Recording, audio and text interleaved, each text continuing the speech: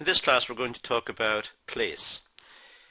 In the marketing mix, at least in one version, the early version of the marketing mix, it was considered that there were four aspects, 4 P's: price, place, product and promotion.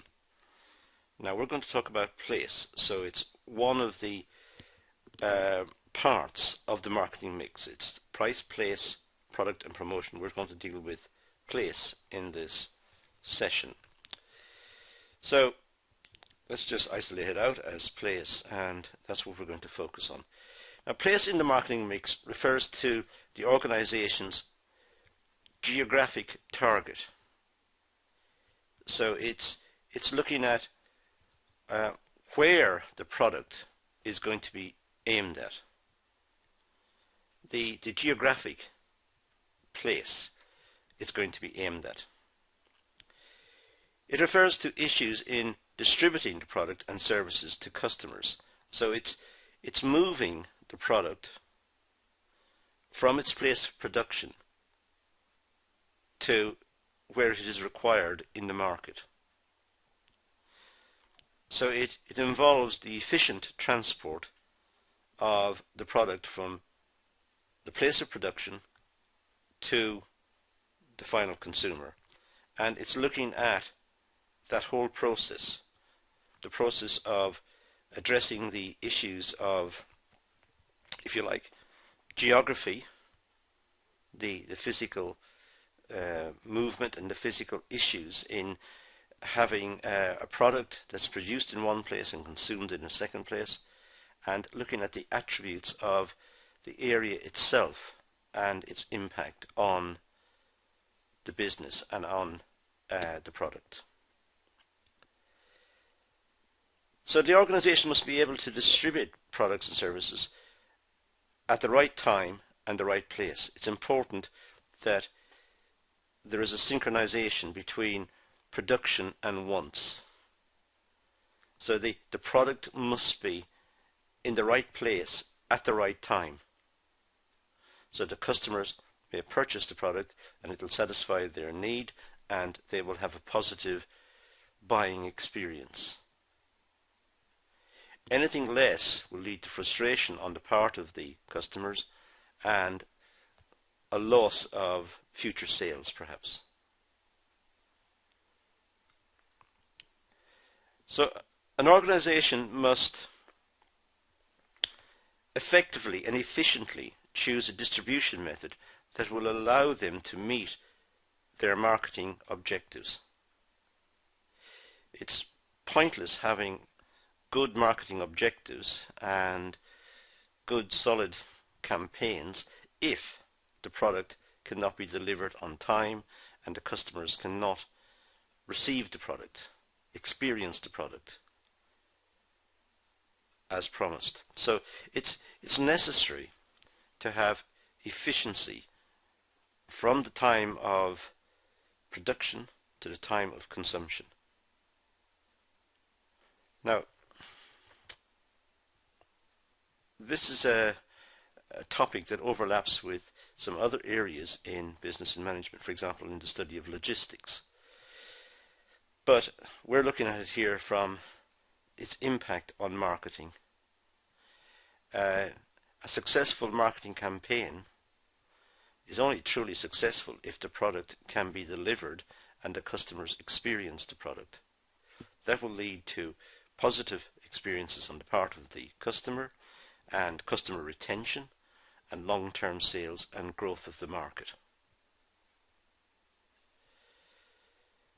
In terms of distribution channel, a definition offered by Drummond and Enzer is very straightforward. It says the structures by which groups of related organizations transfer goods and services from the initial producer to final domestic consumer or business user. So it's the structures by which groups of related organizations transfer goods and services and transfer them from the initial producer to the final consumer.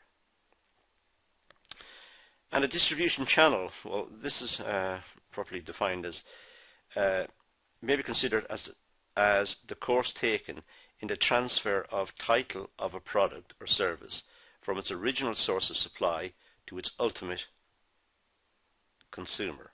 That's MacDonald and Christopher, 2003.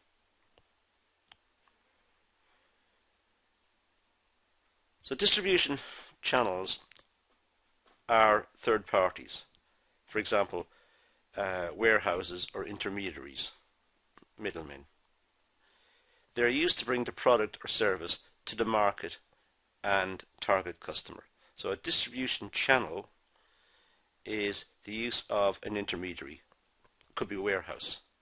In other words, the business produces the product and sells it to the warehouse, and the warehouse sells it on to perhaps retailers or even to the final consumer. So the company does not deal with the final consumer. The company deals with the warehouse or with the intermediaries. And that's our idea of a distribution channel. The intermediaries are specialists in selling the specific products. They have an expertise in selling it, and this supplements the marketing effort that's conducted by the business itself. There's now a second line of promotion that's brought into play. So by selling the product to the warehouse or to the intermediary means that their marketing is added to the business's marketing, the business's own efforts. But plus the fact that the intermediaries have specialist knowledge of that particular market and have better contacts within the market perhaps. So this is quite a desirable and popular way of producing and dealing. So the intermediaries have the right market contacts. They have experience and knowledge, and enables them to maximize market opportunities for the product.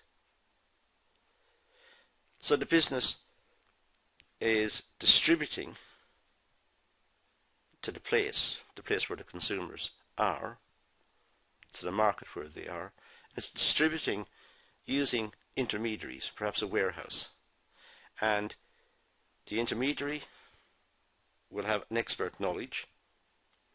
It will know the market. It will have contacts within the market. And also it has a vested interest in the success of the product, because it will be holding the product. It will have bought the product from the business. So it's in its interest to shift the product as well, to make sure it sells. So it has a stake in the product. The fees and margins of the intermediaries must be included when calculating this, the final selling price of the product. Clearly, the selling price is not just the production cost of the product, the raw materials, labour, capital and so on.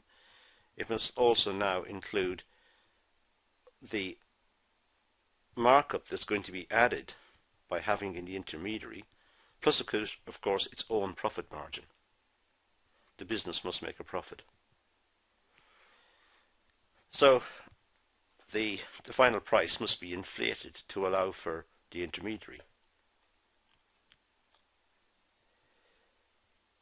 If there was direct selling to the public, this would avoid the intermediaries. For example, Dell computers sell directly to the public, although they do have some outlets in some specialist computer shops.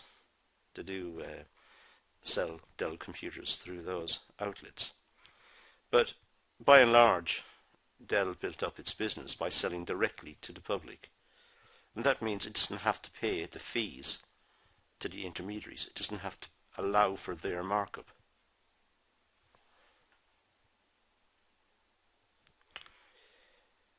Now there are direct and indirect channels of distribution. So a direct channel would be, say, manufacturer 1 who sells to customer 1, 2 and 3. Manufacturer 2 sells to customer 1, 2 and 3. So that's a direct selling.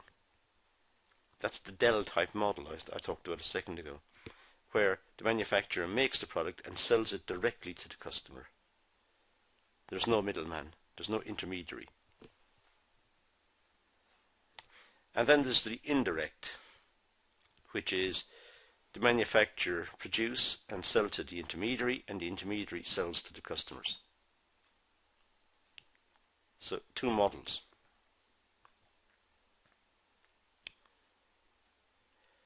The use of intermediaries means a loss of some control over how the product will be sold. Well, clearly the intermediaries have their own ideas about how to market the product. The business must accept that the intermediaries will market it in their own way. But there again, the intermediaries have an interest in the product. They will have both the product from the manufacturer, and as I said earlier, it's in their interest to move the product to make sure that it is selling. But there is a loss of control over the way in which it is sold. The IT and so-called information revolution has empowered the customer with detailed market knowledge, and that means that the product must be competitive and it must be of a certain quality if it is going to hold up. It's now generally accepted that customers are more sophisticated because of the extra information they've got compared to customers in the past. In the past, acquiring information before making a purchase was expensive, time-consuming. It was laborious. Many shops had to be visited, prices were compared and notes made and products tested, and now it can be done at the touch of a button. So now the distribution channels are much more refined, and the customers are much more knowledgeable about what is required from the product. So the customers nowadays have more knowledge relating to price, availability, quality. They can read quality reviews, delivery, product support, payment systems.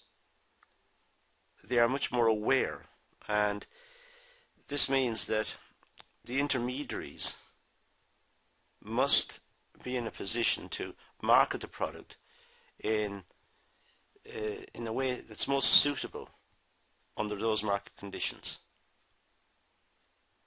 So they may be offering the product online, or they may be offering the product in a bricks and mortar setting, in a physical shop. It depends on what they deem to be best. They are the ones who know the market most effectively. So the company produces, sells to the intermediary, who then takes responsibility for the final selling. But the companies and the intermediaries must work together to sell in highly transparent and competitive markets. Information must flow between them. For example, if the product is not selling that well, there is a competitor who's doing better, the information flow from the intermediary may help the company to modify the product and to make it more acceptable in the market. So the information flow coming from the intermediary about the product and about the feedback it's getting from the final customer is important in tweaking the product and ensuring that the product meets customer needs. So the distribution channel, well, it's moving the product physically from one place to the next, from the place of production to the customer, and doing it efficiently. And then it's working out whether the business should sell the product directly to the customer or use intermediaries. And if it does it directly, what are the ups and downs of doing that? And if it uses intermediaries, again, what are the ups and downs of doing that? And what is the course of this sort of trading, given the onset of greater information because of the online facilities that are now available? So these are issues to consider in terms of the distribution channel. And that's really all I want to talk about in this session. So thank you for watching.